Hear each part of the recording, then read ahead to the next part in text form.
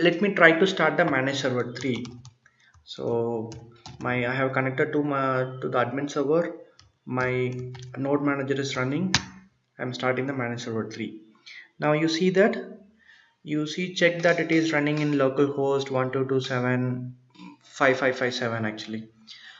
But for the manage server 1 it has given a different one, because yeah, because our admin server 1, manage server 1, manage server 2 are assigned to machine 1, manage server 3, manage server 4, manage server 5 is assigned to machine 2. So for this you need a node manager to be running in what are the listening port. So how come how come this start command is getting this detail, so to which port it has to listen. So in this case, for example, if you want to change it to different port, instead of 557, if you want to change to 558, so all those information you can able to change it from the admin console. So I'm going to connect to the admin console.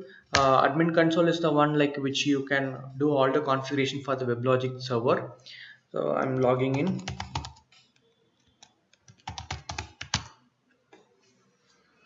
So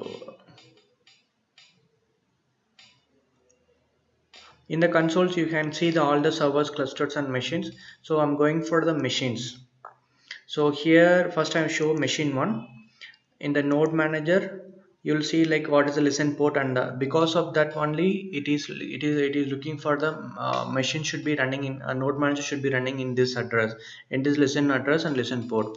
And you can see in the servers tab what are the servers get assigned. Okay, now it has only admin server 1, admin server, manage server 1, manage server 2. And in the machine 2 you will see the what are the servers get assigned, that is machine 3, manage server 3, manage server 4, manage server 5. And in the node manager you will see like it is, if it is a default means it will be a log, I mean like 127.0.0.1. In this case its listen port is 557. Okay, these machine controls are used very much in the distributed environment. Like if you have the clusters where your one server is running in a machine 1 and another one server is machine 2, and you can use these machines to start it up. I can show all those things in the next video, how to create a distributed environment and to start all those things. As of now I'm going to keep this machine to running in the same machine. Let me put the IP address right now, and the port, listen port will be like a 558. I'm saving it. Okay, I have saved it. Let me try to start it again. Now also it failed, but you can see like the port number and IP address and port number has changed. For this scenario I'm going to show changing the node manager properties and start the node manager. This is 5558. So I have changed the node manager properties. Now I'm going to start the node manager.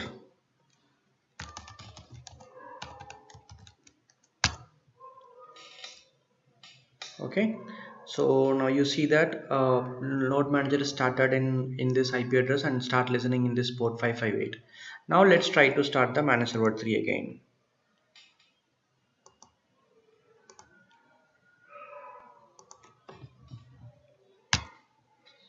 Okay, so you can see the actual what is the status it's going on in the node manager output also.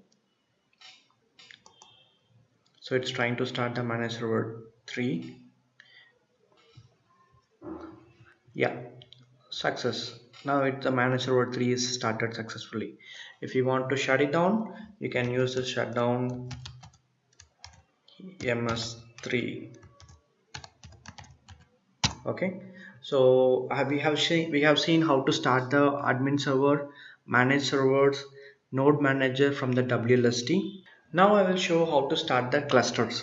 Like in our cluster 1 we have manage server and manage server has to be started. So if I issue a command to start the cluster 1, it will internally start both the manage servers. So start cs1 cluster. Remember that if you want to start any cluster or manage server from the WLST, you need the node manager has to be running. You have to admin server has to be running, and you should connect to the admin server. And after that only you have to issue these commands. So before issuing the comma, like starting the servers from outside the domain, you need the manage servers to be started at least once in the command prompt. Yeah, now all the servers are started in the cluster 1 CS1 are started successfully. So you can see ms1 ms2, and even in node manager output you can see ms2 is running now, ms1 is also running now. Okay, so now let's try to stop the cluster. So similarly, same cluster 1, type is cluster. So you no need to provide for managed servers. By default it will take it as a server. So yeah, we have issued and it is successful actually. So in this, let's see, like, yeah, ms1 server was shut down normally. There was a problem with ms2. That's not an issue for of now. Okay, now we have seen how to start these managed server clusters, node manager, admin server from the WLST of the same machine. Now I will show how to start these servers from the remote machines. For this I have a Linux machine where the WLST is running. Basically, if you want to start any servers from, I mean, like a managed server, cluster of servers, you need the admin server and node manager has to be running in locally. Let me first try to connect to the admin server. We have connected to the admin server. Let's try to use the command start ms1.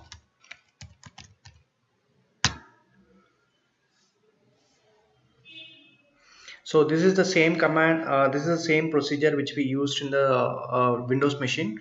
For this you need an admin server and node manager has to be running in the domain where it is there, and you need WLST has to be connected to an admin server. Yeah, now the start ms1 is success, and shut down the ms1.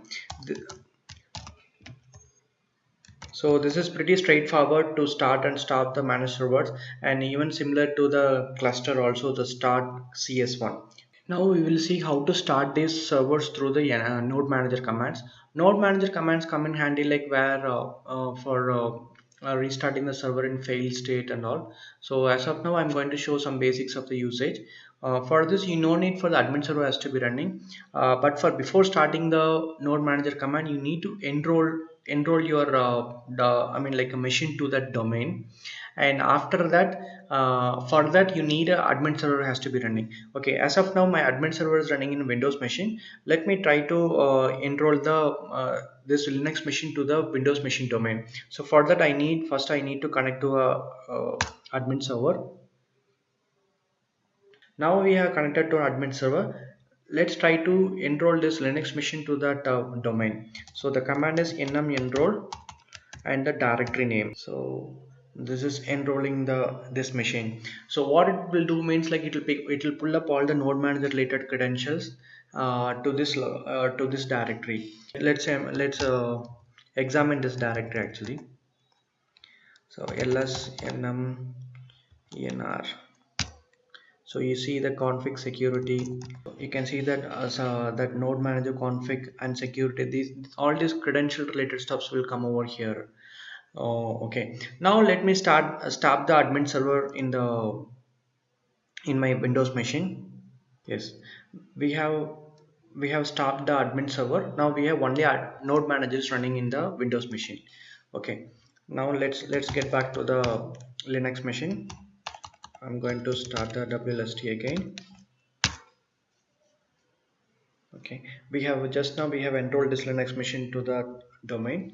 Okay, now for this okay, before start using this in a node manager command you need to connect to the node manager actually.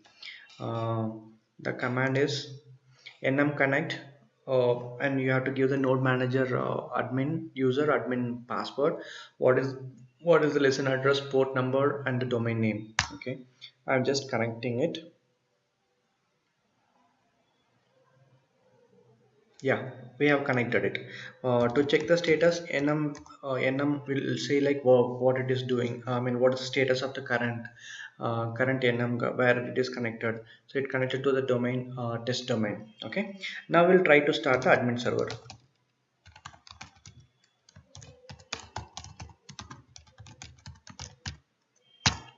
Okay, now we are going to we have just issued a command called nm start, where I passed the server name admin server. So in this case my server name is admin server. Suppose if your server name is